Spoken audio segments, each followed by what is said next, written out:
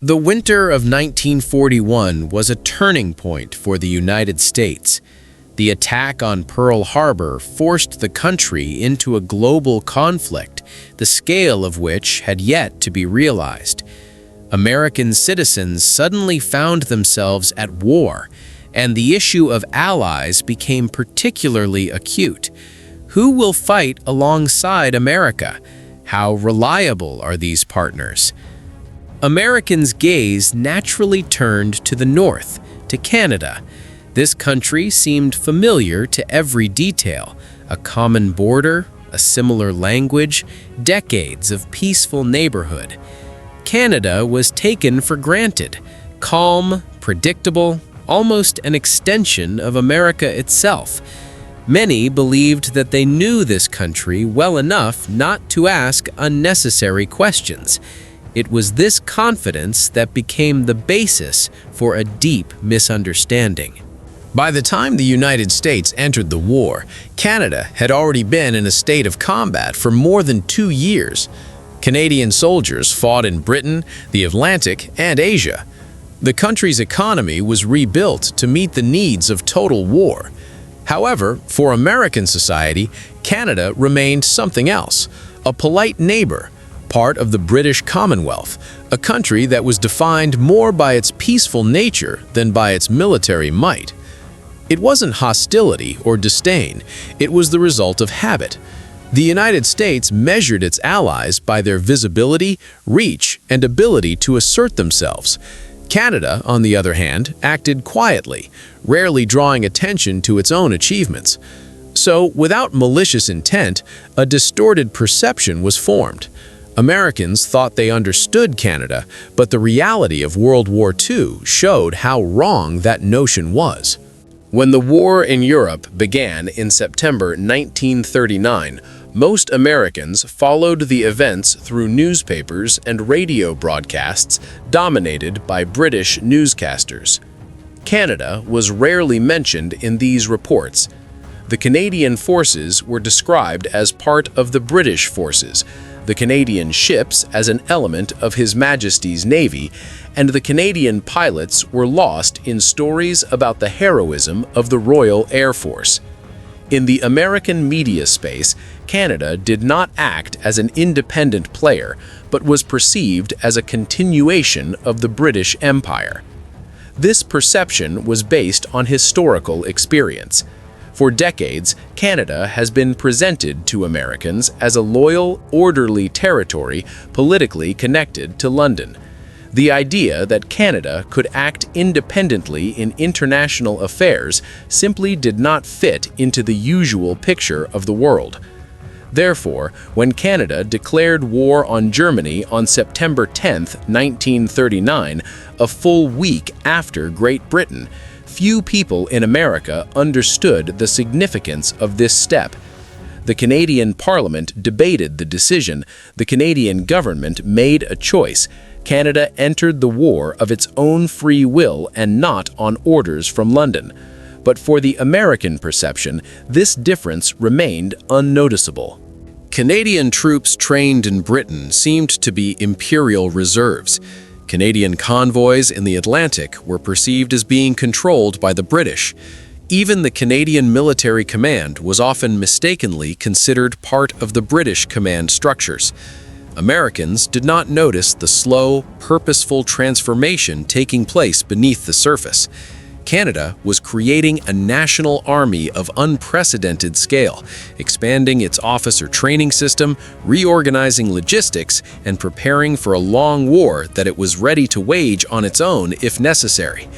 But because Canada did not announce these changes loudly, they went unnoticed. American military planners carried another quiet conviction. The Canadian Army had no combat experience. From the American point of view, it seemed logical. Prior to Pearl Harbor, the United States had not sent significant ground forces into European combat operations. Military doctrine was still being discussed, and divisions were undergoing training and re-equipment. Combat experience remained mostly theoretical. Canada, staying out of the spotlight, seemed to be in a similar position, trained, ready, but untested. This assumption turned out to be wrong. By the time American troops began arriving overseas in significant numbers, Canadian soldiers were already facing the realities of modern warfare, not in carefully planned exercises, but in defeats, chaos, and blood. Canadian units were among the first Allied troops stationed in Britain after the fall of France in 1940. They prepared in the face of the constant threat of invasion, adapting to air attacks, lack of equipment, and the uncertainty of a war with no end in sight. More importantly, the Canadians were sent into battle earlier than many Americans realized. In Hong Kong in December 1941, Canadian forces fought in one of the most desperate battles of the early Pacific War. Poorly equipped and outnumbered, they faced experienced Japanese forces in fierce urban and hill fighting. The battle was lost, but the experience was brutal.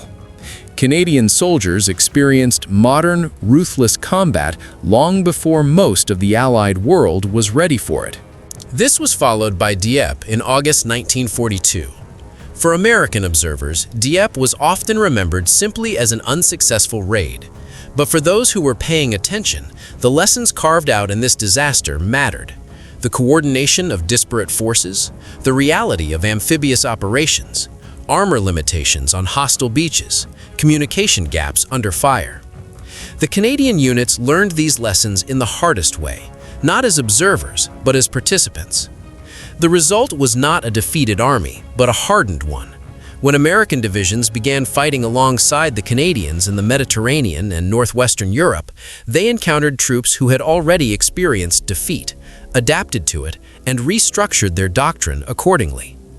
Americans expected green recruits, but instead they found people who understood that modern warfare punishes assumptions and rewards those who learn quickly. Another error of American judgment stemmed from the numbers.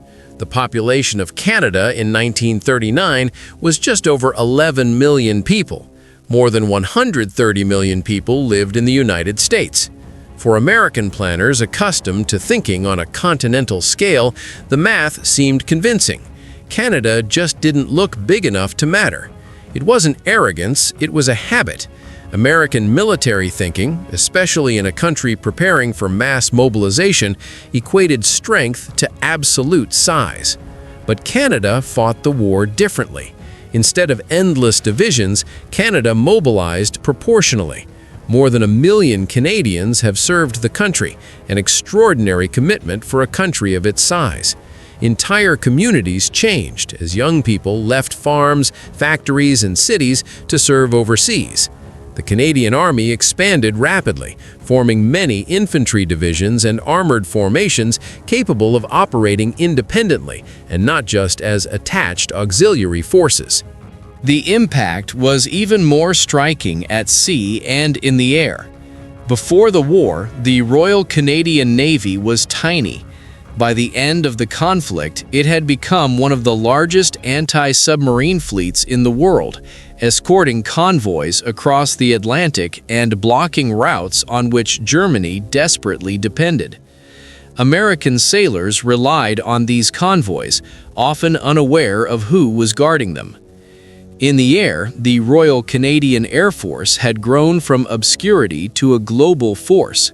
Canadian pilots flew over Europe, trained Commonwealth crews, and helped support the air war before the United States fully mobilized its own bombing forces. For Americans studying military maps, Canada's contribution was easily overlooked because it was distributed across theaters of war rather than concentrated in one place. If American observers underestimated the Canadian armed forces, they were even more dismissive of the country's industrial might. There was one indisputable truth in American rhetoric. The United States was the arsenal of democracy. The expression itself implied exclusivity, as if modern military production could only scale at the continental level. It was assumed that Canada, with its smaller population and economy, was at best an auxiliary supplier. Reality told a different story. Since the outbreak of the war, Canada has experienced one of the fastest and most complete economic transformations among all the Allied nations. Civilian industries were reorganized almost overnight. Automobile factories became tank factories. Railway depots have become logistics hubs. Shipyards have multiplied on both coasts. Canadian factories produced tens of thousands of aircraft, vehicles, weapons, and ammunition, not only for their own forces, but for the entire Allied system. British pilots flew Canadian-built planes. Soviet troops used Canadian equipment shipped across the Arctic.